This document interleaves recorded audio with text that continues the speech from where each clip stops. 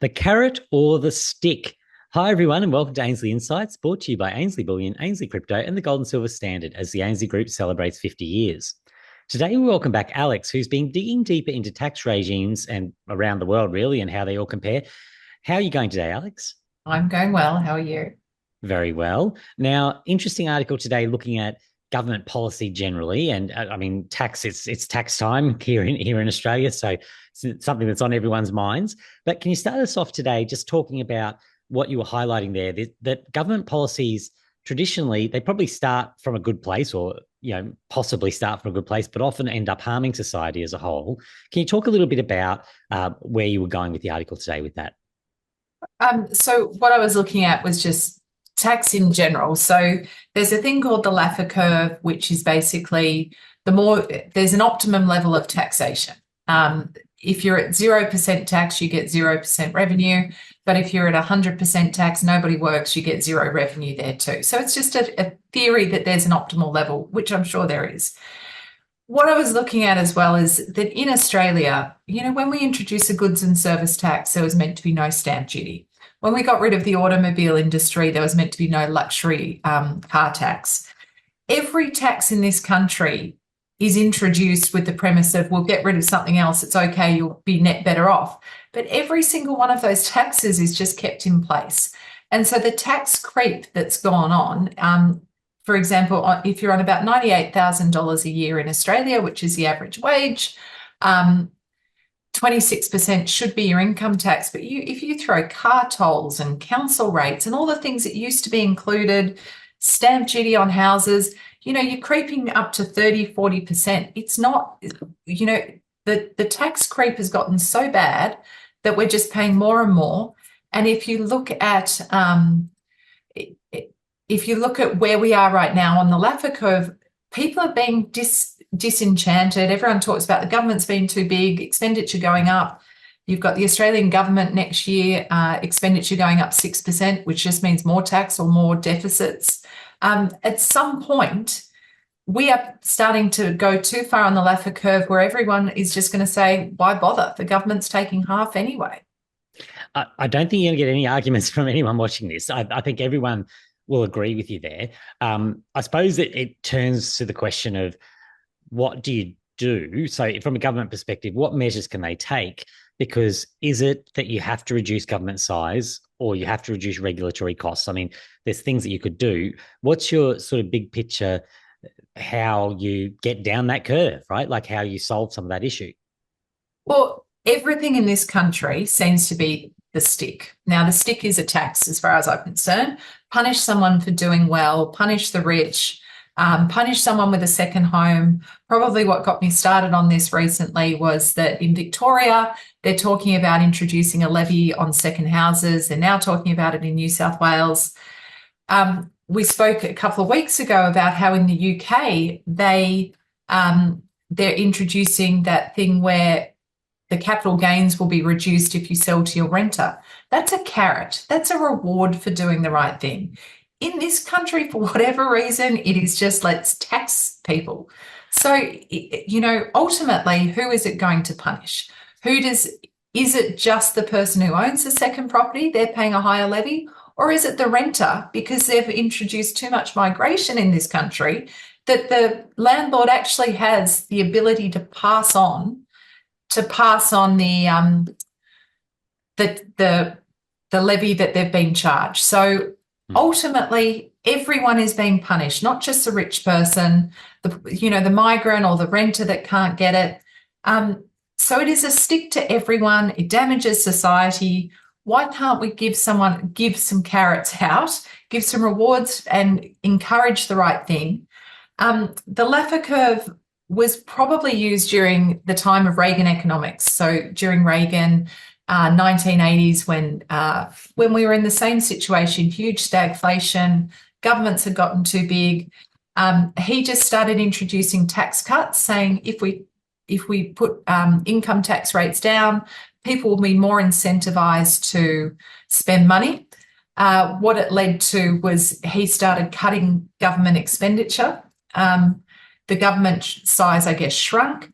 But ultimately what happened is people spent more money. and their tax levels actually ended up going up. So they dropped inflation, they gained tax, and the government shrunk. It was a win-win for everyone. And that is a carrot that they gave out, and it fixed a similar situation to what we're in now.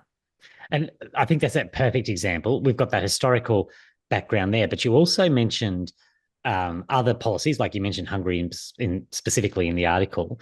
So is there, because some people will say, right, your Reaganomics example, they go, well, it's a different time now, the debt's higher, or that there's other arguments they could make of why that isn't the policy that's going to work at the moment, even though I'm sure you'll argue that it certainly could work today. But are there, there's not really an excuse, because there are places around the world where we have carrots, that international sort of approach from other countries where the incentives are there for tax. So do you want to maybe talk a little bit about some of that? So the Hungary example as the example. So Hungary brought out this awesome policy a little while ago where, as a female, if you have 4 kids, you never pay tax. Now, the reason they brought that in is because they want more people. So fertility rates, we know around the world, are dropping. So how do we get women to have children? Let's not make them pay tax.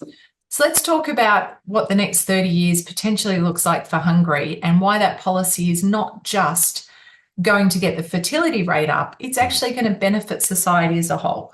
So you will have Hungarian women having children, and if I was earning $200,000 a year and I was in Hungary, I'm probably pretty smart, and I'd be, the greatest benefit to me not paying tax is more than someone earning $50,000. So as a smart, probably prosperous person in Hungary, I'm going to go and have 4 kids.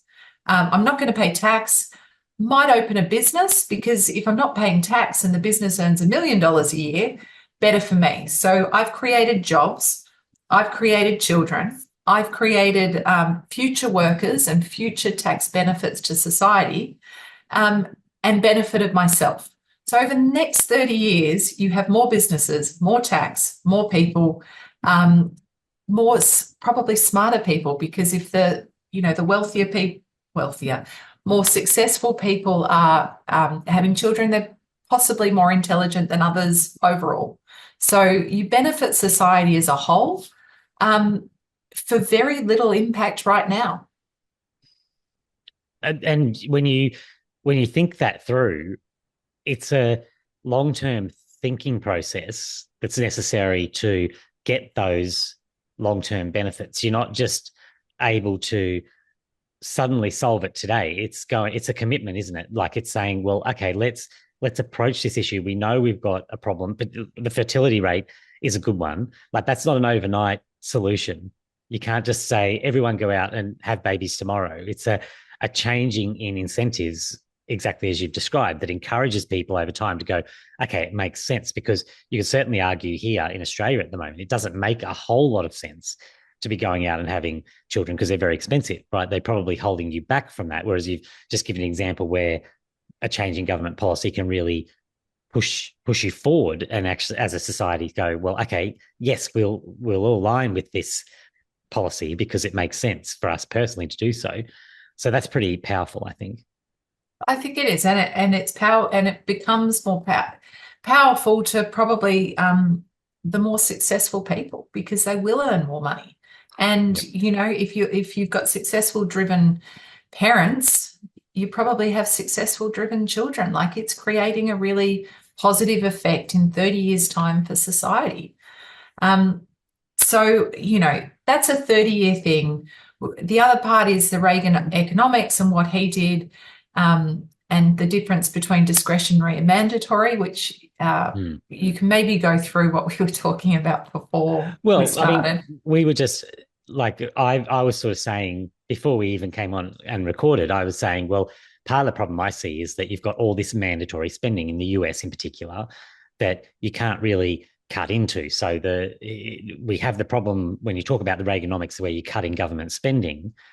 I was going, well, I'm not sure they can cut that much government spending because a lot of it's mandatory. And what I meant by that was that, you've got people who are expecting the equivalent of a pension. They're expecting the government to look after them, whether it's through medical or whether it's through their benefits they're entitled to just cut that is going to really hurt the people who probably need it most. But you raised a really interesting point saying what I'm considering mandatory, there's probably a lot of discretionary in amongst that is actually available to be cut. Yeah, so what I brought up is the fact that Trump is now talking about getting, he'd love to get rid of income tax altogether in the US and just use tariffs. Now, I don't think anyone believes that will necessarily work without creating inflation. But one of the things he said he could cut straight away based on this stuff is the education department, the federal education department. The US has 350 million people. Each state he's arguing, should be managing their own education. They've got the highest, one of the highest costs to educate their children, and they're not doing an amazing job at it. So is the education department, which is probably classified as mandatory, is it? So, how much of that is discretionary that can actually be cut out? We did this last week on just proliferation of government agencies. I think a lot of them have snuck into mandatory and a lot are still discretionary.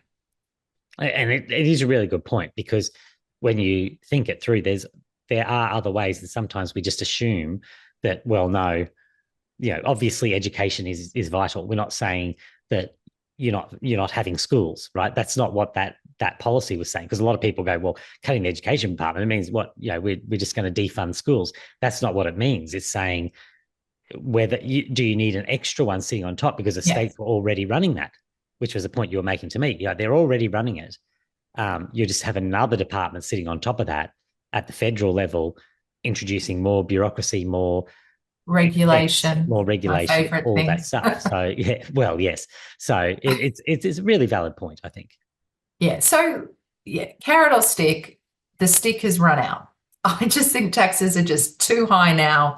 You nut it out, you look at what's going on. We are paying way more tax than we've ever done. The government is spending faster and faster. They have to rein it in. There's no more stick left, because the Laffer Curve is finished. We're over it. We've moved on. Governments have to start thinking about some carrots and some actual future projects that might take 30 years to work. But if they keep going down just more and more tax, more and more people are going to drop out of the workforce, and more people are not going to bother. Well, I definitely agree. We need some more long-term thinking in what's increasingly a short-term thinking world, but hopefully some of that advice sort of filters through, and there's someone listening on the other side that implements some of those policies. We can always dream. But thank you for your work on that today, Alex. A fascinating discussion as usual. So thank you. Oh, thanks for having me again. Thanks everyone for watching. We'll chat again soon.